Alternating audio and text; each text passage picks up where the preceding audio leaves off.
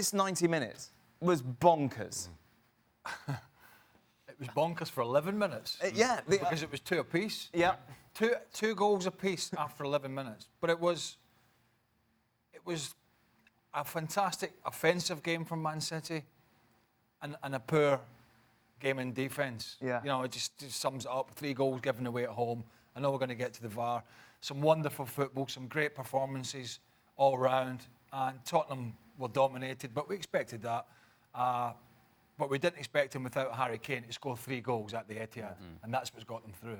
It was PlayStation stuff, almost, wasn't it? That opening 20 minutes, every time someone went forward, they scored. From a neutral's point of view, I don't think I've seen much like that before. No, and I know it sounds ridiculous, but you end up watching this game, and after the final whistle, you're like, I know. what? What just happened? Yeah. We're exhausted. Yeah. Players are exhausted. Fans are exhausted. It's just there is so much back and forth and so many changes in terms of the storyline. You think, okay, City's going to run away with this when Sterling scores the first goal.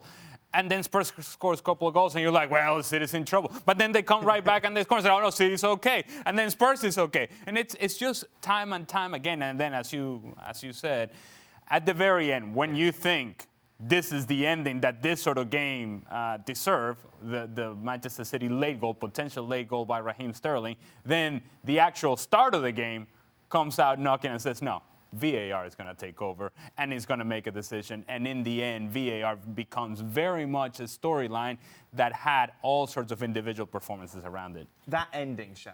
Yeah. Was obviously VAR has added a new element to it, Yes. so we've never seen anything like that before. No, we haven't. And in all honesty, as the law is written, it was the right decision. Of course, it was offside. It was offside. We have questions about the law and Yeah. well, in particular that aspect of it and how it's written. But it was offside. And it's a cruel blow, and especially when you consider what Liverpool had to endure 12 months ago at the hands of Liverpool. Again, a poor decision that VAR probably would have overturned. This time around, you're on the receiving end. And all of a sudden, now Pochettino's become VAR's biggest admirer. But, you know, from a City perspective, as crushing a blow as it was, and you can point at any number of things, and I'm sure we will, you find yourself in this position almost partly because of this total football that Pep Guardiola continues to talk about. And just managing a game in a more orthodox way. You score a goal, and straight up the other end, Laporte, instead of clearing, tries to play a short pass in his own box. Immediately after you go 1 up. And then another mistake from Laporte brings his second. And then all of a sudden, now you really have to go for it. And it made for a fantastic spectacle.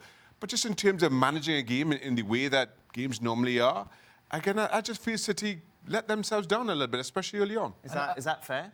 What?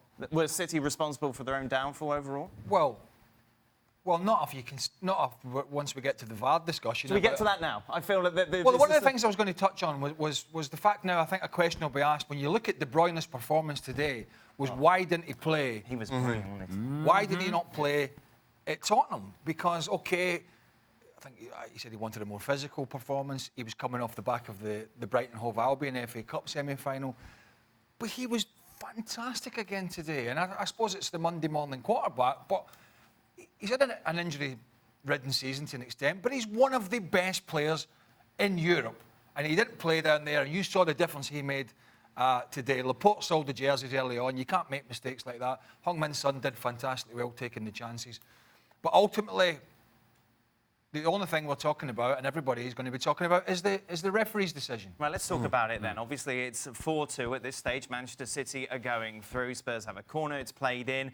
It comes off. Fernando Llorente ends up in the back of the net. The goal is given. The referee goes to check VAR. He's been told by VAR to go and have a look. There is a question whether or not it comes off Fernando Llorente's hand as it goes off his hip, then to go into the back of the net.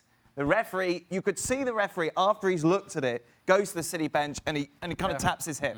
Taps his hip, suggests that's where the contact Well, he was told, and he was told to go and look at it because the officials above or outside thought there was something that he had to look at.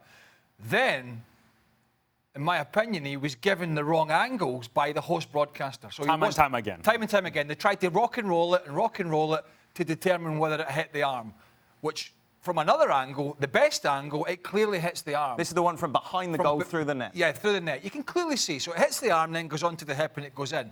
So for those out there saying, well, it's not obvious, it's not clear, there's no intent, think about this.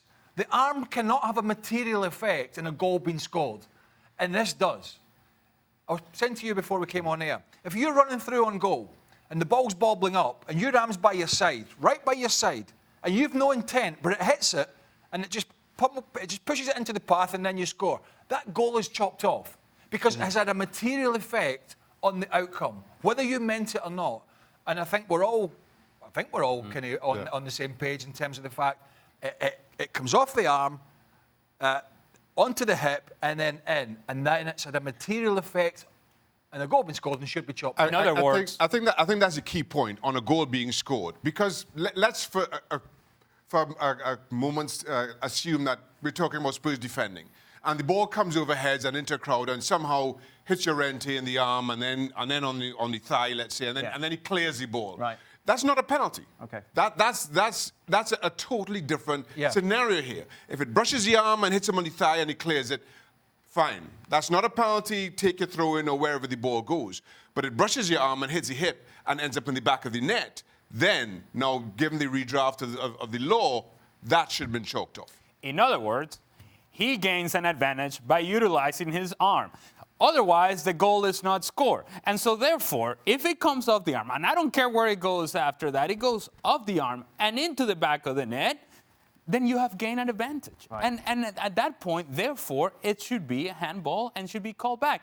But to Chunichak here, the referee, to be fair to him, if I were in his position and I'd been shown the same things that he was shown in the replay, I would have done exactly what he did, and it's trust his own judgment. Said, from what I can see here, this is not clear and obvious, and so therefore, see you guys later, I'm going to trust what I saw out on the field.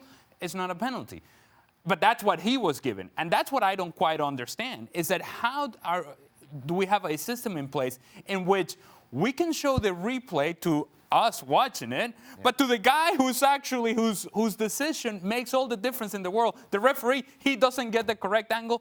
That cannot be happening. That's correct. I mean, you on that angle, he had to stick with his decision. Yeah, had to. But I'm flabbergasted that he wasn't given.